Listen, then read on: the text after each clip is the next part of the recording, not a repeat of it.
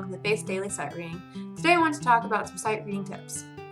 The first thing I want to offer to you to strengthen your sight reading is this: memorization and patterns. I believe that learning to read music is like learning to read a language.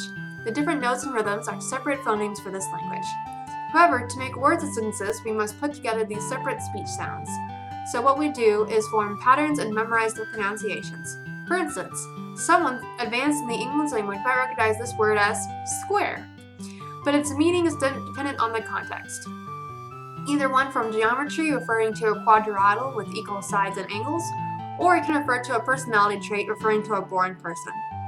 Fun fact, this is actually a term that is said to originate from the American jazz community.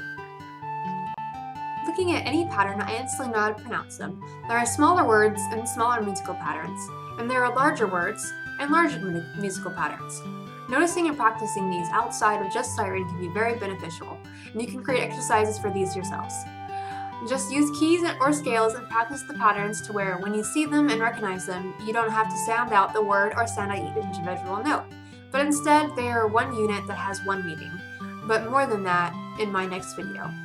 Which leads me to memorization. After you obtain the ability to notice more and more patterns in practice, you will be able to look ahead, which allows you to look away from the music at the audience, conductor, fellow musicians, anywhere other than that boring black and white sheet of paper.